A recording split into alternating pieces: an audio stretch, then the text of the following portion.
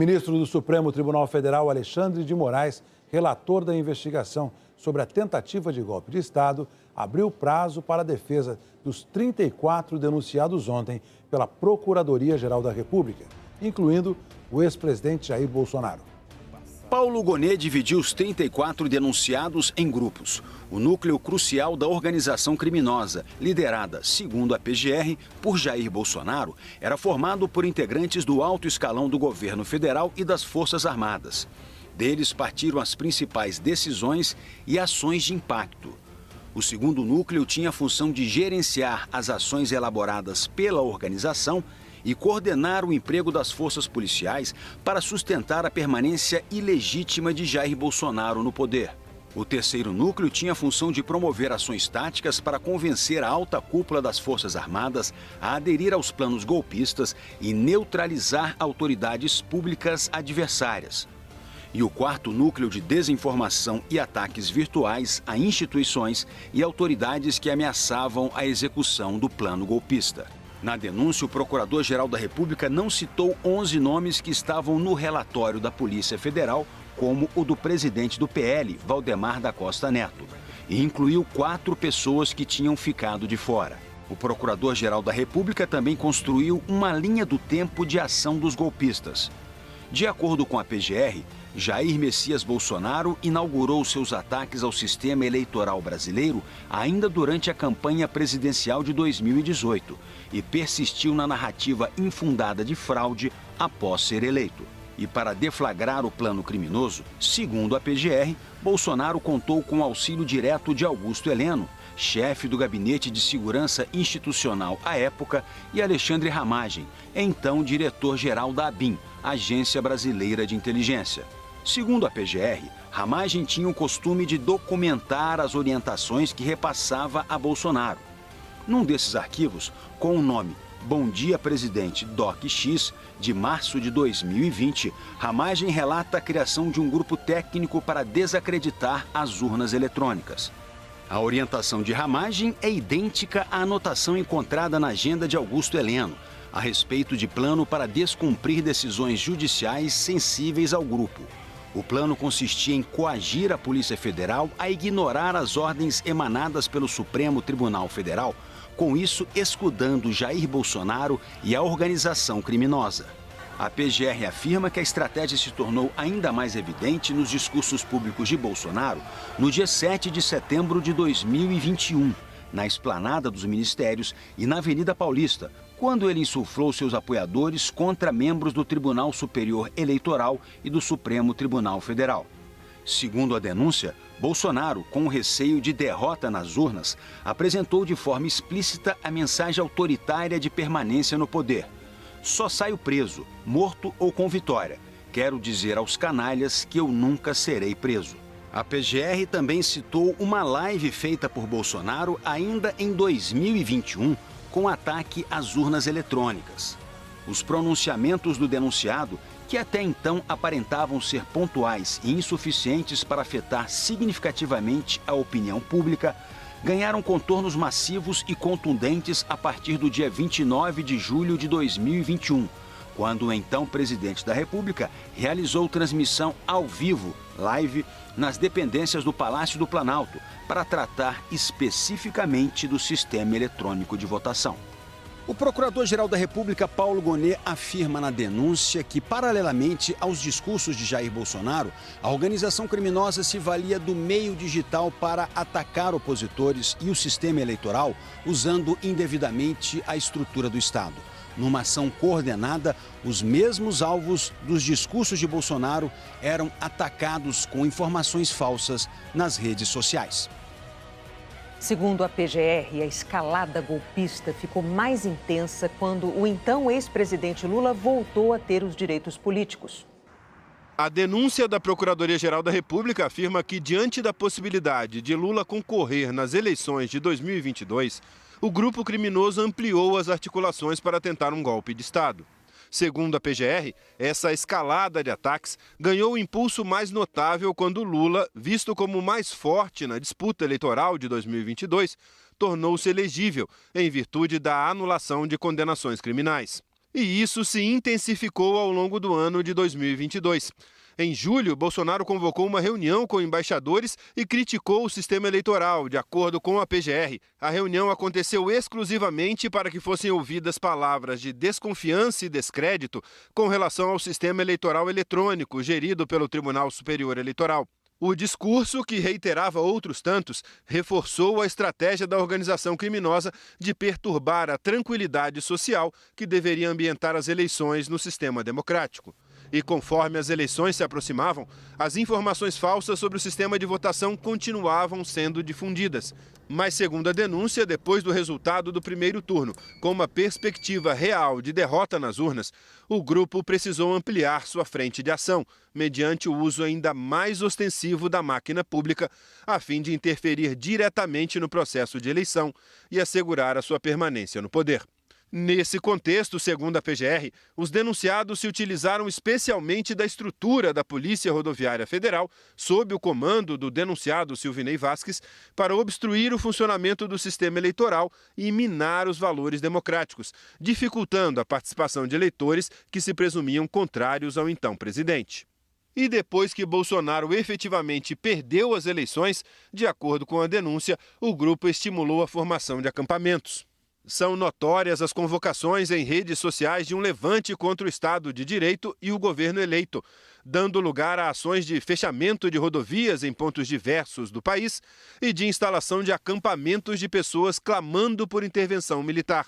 Os procedimentos se mostravam coordenados e articulados, nos moldes do almejado pela organização criminosa.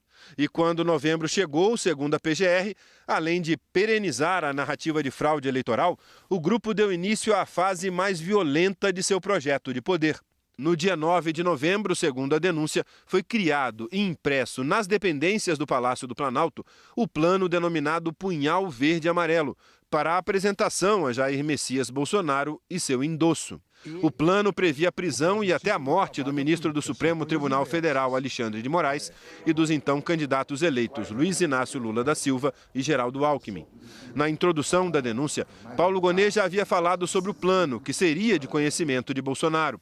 Os membros da organização criminosa estruturaram, no âmbito do Palácio do Planalto, plano de ataque às instituições com vistas à derrocada do sistema de funcionamento dos poderes e da ordem democrática, que recebeu o sinistro nome de Punhal Verde Amarelo.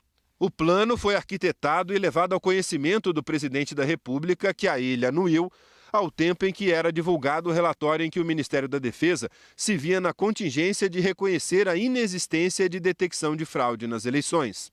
3 dias depois, segundo a denúncia, em uma reunião na casa de Braga Neto, em Brasília, os denominados Kids Pretos debateram as ações clandestinas enfeixadas sob o nome Copa 2022, destinadas a neutralizar o ministro Alexandre de Moraes nos moldes previstos pelo plano Punhal Verde Amarelo.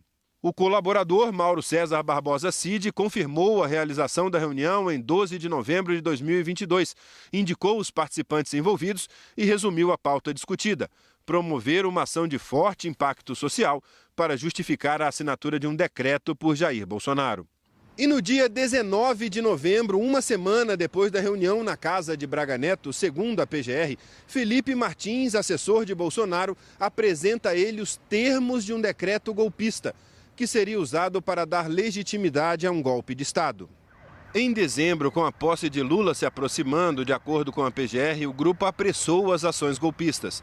No dia 6 de dezembro, o monitoramento do ministro Alexandre de Moraes foi intensificado e Bolsonaro recebeu a primeira versão da minuta do decreto golpista e pediu ajustes. Segundo a denúncia, o colaborador Mauro Cid confirmou que Jair Messias Bolsonaro recebeu de Felipe Garcia Martins a minuta de decreto, que impunha também a prisão de autoridades, entre elas os ministros do STF Alexandre de Moraes e Gilmar Mendes, e o presidente do Senado, Rodrigo Pacheco. De acordo com o colaborador, Jair Bolsonaro fez adiante ajustes na minuta, submetendo à prisão apenas o ministro Alexandre de Moraes e se limitando à realização de novas eleições presidenciais. Segundo a PGR, com o decreto concluído, Jair Bolsonaro iniciou a fase de reuniões com os militares de alta patente. O objetivo era apresentar o documento e obter o apoio necessário. A primeira reunião foi no dia 7 de dezembro. Na ocasião, Jair Bolsonaro, com auxílio de Felipe Garcia Martins Pereira, apresentou a minuta ao general Freire Gomes, ao almirante de esquadra Almir Garnier Santos e ao general e ministro da Defesa Paulo Sérgio Nogueira de Oliveira. De acordo com as investigações, Freire Gomes não concordou com o plano.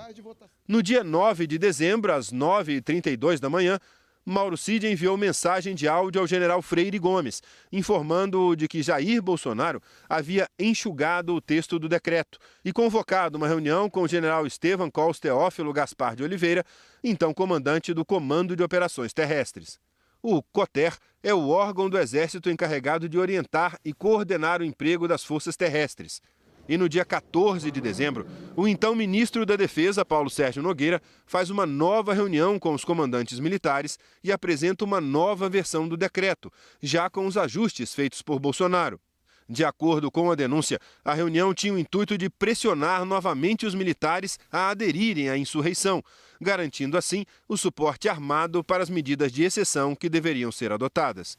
Segundo a PGR, apesar desses ajustes, o objetivo do decreto era o mesmo: impedir a posse do presidente eleito, marcada para o dia 1º de janeiro de 2023.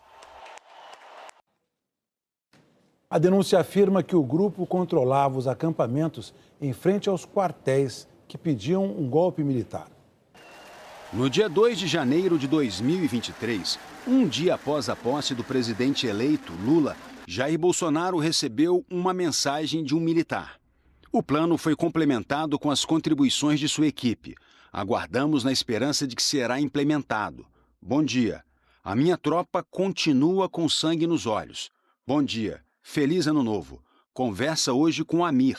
Desmobilizamos a tropa ou permanecemos em alerta? A mobilização no acampamento montado em frente ao QG do Exército, principal palco de manifestações antidemocráticas, foi mantida.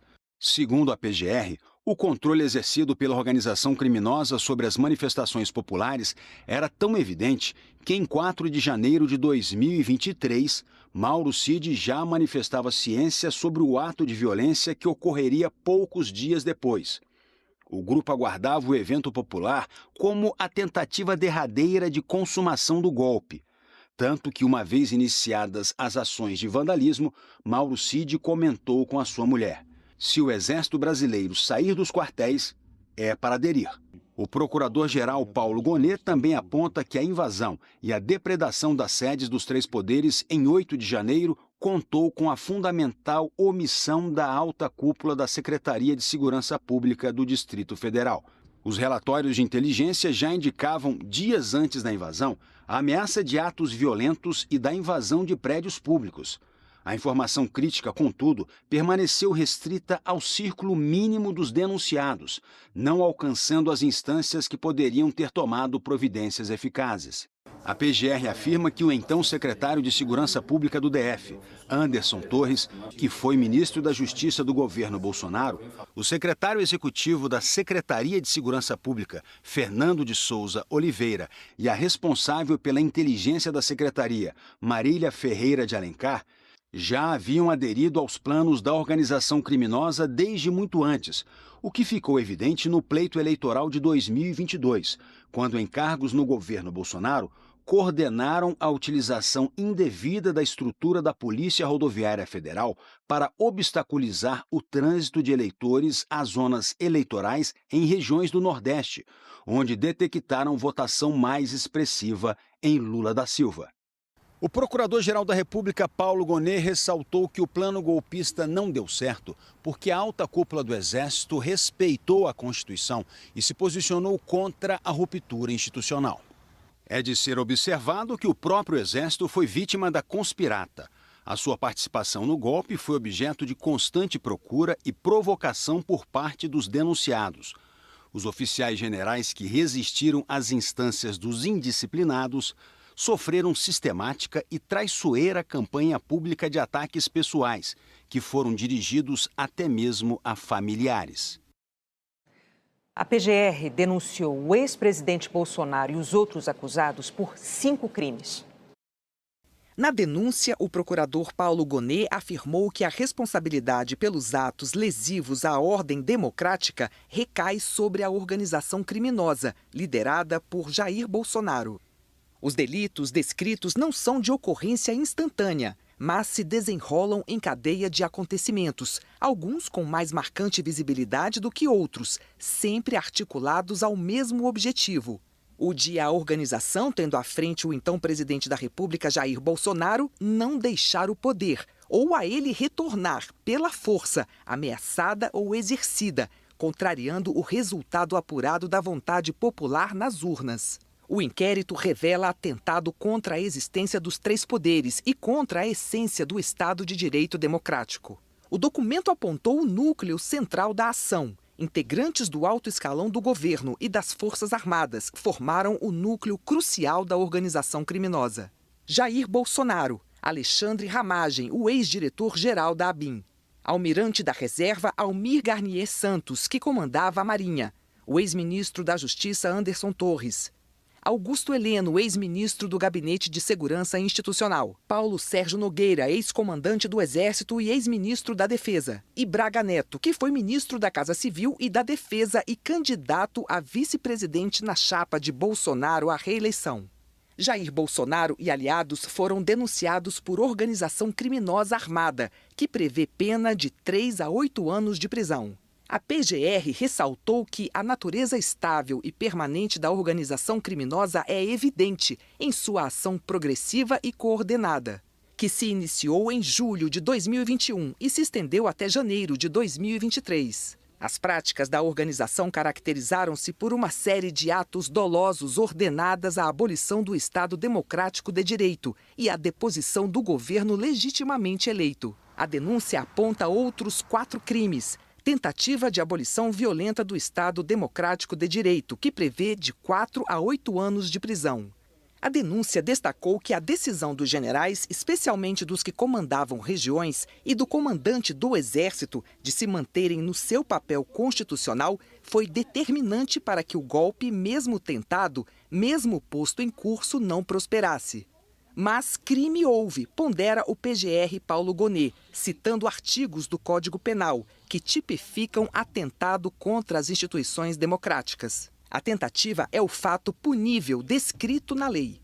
Ainda segundo o documento, os denunciados minaram em manobras sucessivas e articuladas os poderes constitucionais diante da opinião pública e incitaram a violência contra as suas estruturas. As instituições democráticas foram vulneradas em pronunciamentos públicos agressivos e ataques virtuais, proporcionados pela utilização indevida da estrutura de inteligência do Estado. O ímpeto de violência da população contra o poder judiciário foi exacerbado pela manipulação de notícias eleitorais baseadas em dados falsos. Ações de monitoramento contra autoridades públicas colocaram em risco iminente o pleno exercício dos poderes constitucionais. Golpe de Estado, tentar depor por meio de violência ou grave ameaça o governo legitimamente constituído. A pena vai de 4 a 12 anos de prisão. De acordo com o PGR, a organização criminosa seguiu todos os passos necessários para depor o governo legitimamente eleito. Dano qualificado pela violência e grave ameaça contra o patrimônio da União, com pena de 6 meses a 3 anos de prisão. E deterioração de patrimônio tombado, com 1 a 3 anos de reclusão. O documento pontua que as ações delituosas não se esgotaram nos danos às instalações do Supremo Tribunal Federal, do Congresso Nacional e do Palácio do Planalto. A pretensão do grupo criminoso integrado pelo denunciado Jair Bolsonaro era a de abalar o exercício dos poderes, mediante a prática reiterada de delitos, até que se pudesse consolidar o regime de exceção. A acusação contra o ex-presidente Bolsonaro e aliados será julgada pela primeira turma do Supremo Tribunal Federal, formada pelos ministros Carmen Lúcia, Luiz Fux, Alexandre de Moraes, Flávio Dino e Cristiano Zanin, que é o presidente do colegiado. A data do julgamento será marcada por Zanin após o relator Alexandre de Moraes liberar o caso para análise. Não há prazo. Se a denúncia for aceita, os acusados viram réus e passam a responder pelos crimes. O ministro Alexandre de Moraes retirou hoje o sigilo da delação premiada de Mauro Cid. A delação do tenente-coronel Mauro Cid foi um dos primeiros atos da investigação sobre a tentativa de golpe de Estado. O que o militar disse nos depoimentos foi um ponto de partida. E cada trecho, segundo a Polícia Federal, teve que ser confirmado pelas investigações. O ministro Alexandre de Moraes afirmou em despacho que decidiu levar a delação a público por considerar que, após o oferecimento da denúncia pela Procuradoria-Geral da República, não havia mais razão para manter o sigilo. Os depoimentos de Mauro Cid trazem detalhes reveladores dos fatos investigados ao longo do inquérito pela PF. Por exemplo, como foram, na versão apresentada por Cid, as reuniões do então presidente Jair Bolsonaro com aliados e com a cúpula das Forças Armadas para discutir medidas para permanecer no poder e impedir a posse de Lula. Na delação, Mauro Cid disse que as pessoas que visitavam o então presidente formavam 3 grupos distintos. Um grupo bem conservador, de linha bem política, que aconselhava o presidente a mandar o povo que estava acampado em frente a quartéis do Exército para casa. Cid disse que faziam parte desse grupo, por exemplo, o senador Flávio Bolsonaro, filho do então presidente, e o senador Ciro Nogueira, então ministro da Casa Civil. Segundo Mauro Cid, outro grupo era formado por pessoas moderadas, que apesar de não concordar com o caminho que o Brasil estava indo, entendiam que nada poderia ser feito diante do resultado das eleições e que qualquer coisa em outro sentido seria um golpe armado. Esse grupo, de acordo com a delação, era subdividido entre generais da ativa que tinham mais contato com Bolsonaro, como, por exemplo, o general Freire Gomes, então comandante do Exército, e entre aqueles que defendiam que Bolsonaro devia sair do país. Por fim, havia um terceiro grupo denominado por Mauro Cid como radicais, e que também era dividido em 2 grupos. Os menos radicais queriam achar uma fraude nas urnas. Mauro Cid disse que integravam essa ala, por exemplo, o deputado Eduardo Pazuello, general da reserva e ex-ministro da Saúde de Bolsonaro, e Valdemar Costa Neto, presidente do PL. Já o segundo grupo de radicais, segundo Cid, era a favor de um braço armado, que gostariam de alguma forma incentivar um golpe de Estado e que queria que Bolsonaro assinasse o decreto do golpe. De acordo com a delação, não era um grupo organizado, mas pessoas que se encontravam esporadicamente com Bolsonaro, entre elas o deputado federal Eduardo Bolsonaro, filho do ex-presidente, e a ex-primeira-dama Michele Bolsonaro. Mauro Cid confirmou que o assessor Felipe Martins levou a Bolsonaro uma minuta com um decreto golpista que determinava diversas ordens, que prendia todo mundo. E que o ex-presidente recebeu o documento, leu e alterou as ordens, mantendo apenas a prisão do ministro Alexandre de Moraes e a realização de novas eleições devido à fraude no pleito. Segundo a delação, a nova minuta foi apresentada por Bolsonaro aos então comandantes das Forças Armadas no Palácio da Alvorada para pressionar as Forças Armadas, para saber o que estavam achando da conjuntura.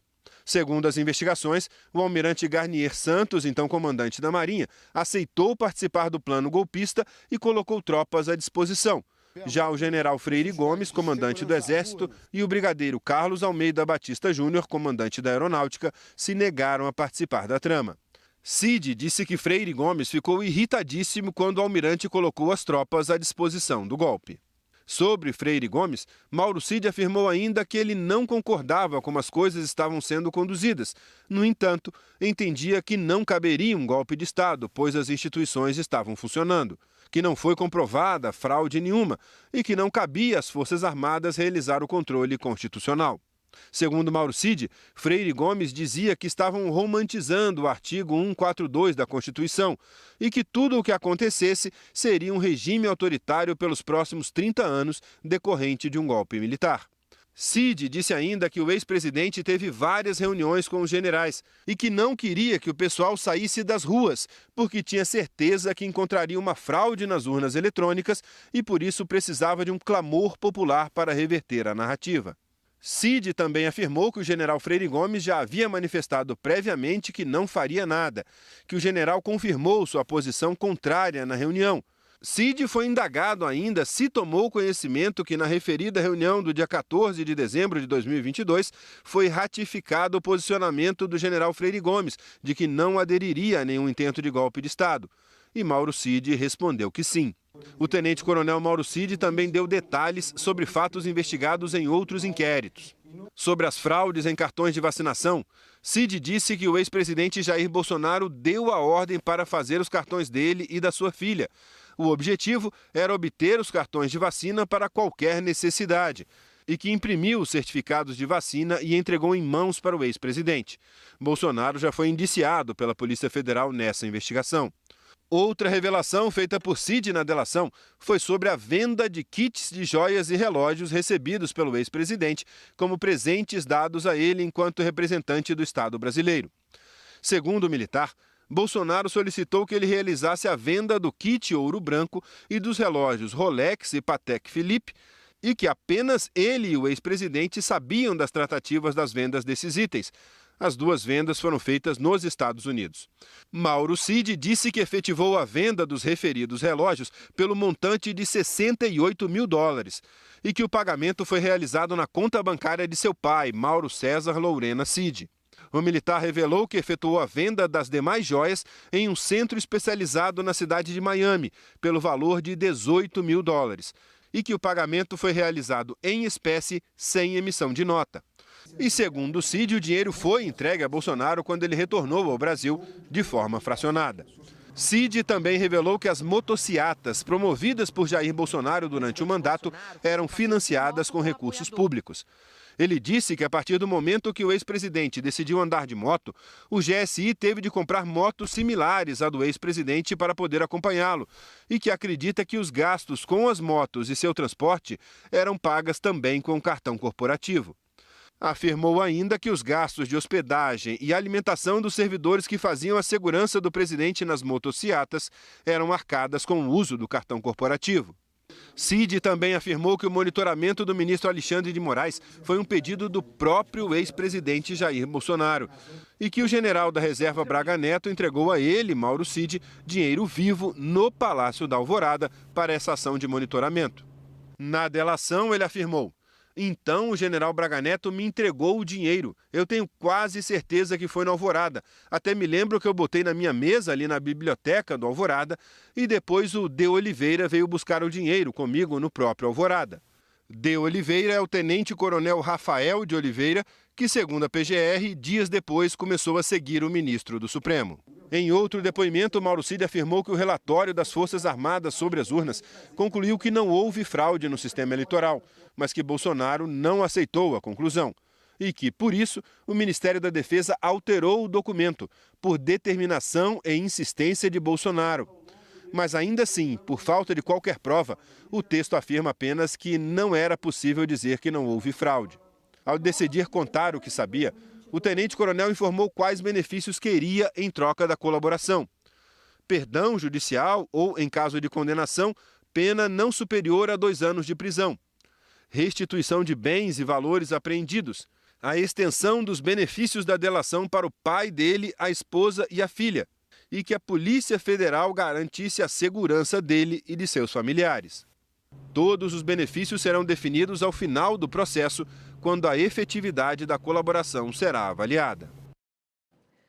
O Ministério da Defesa afirmou que a denúncia da PGR é importante para distinguir as condutas individuais da conduta das Forças Armadas e que a avaliação do ministro José Múcio Monteiro é de que a denúncia é mais um passo para se buscar a responsabilização correta, livrando as instituições militares de suspeições equivocadas. O presidente Lula se manifestou sobre a denúncia da PGR.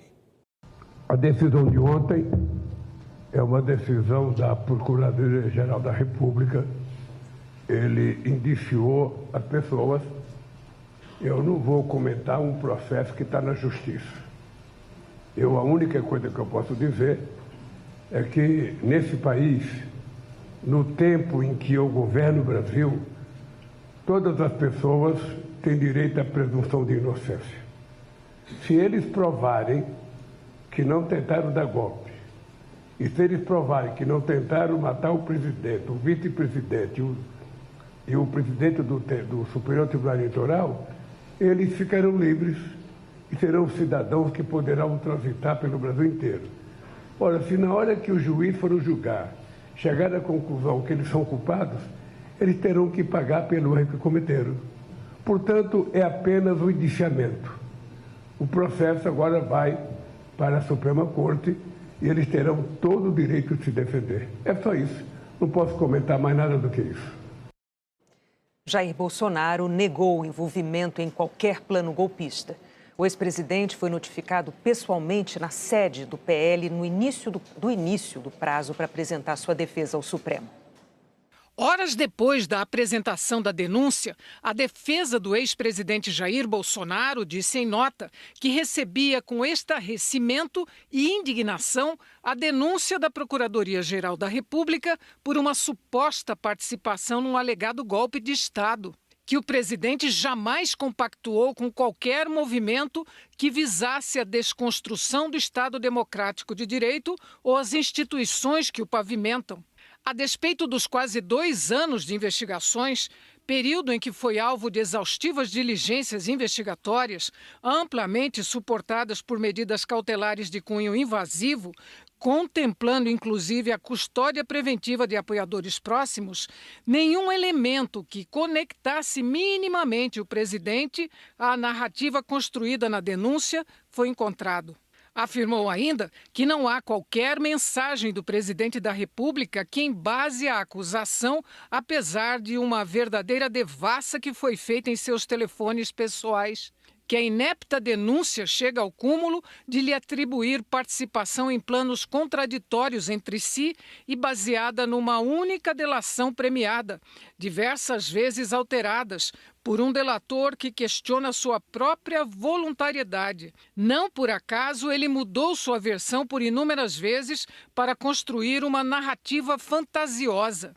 Por fim, a defesa afirma que o presidente Jair Bolsonaro confia na justiça e, portanto, acredita que essa denúncia não prevalecerá por sua precariedade, incoerência e ausência de fatos verídicos que a sustentem perante o judiciário.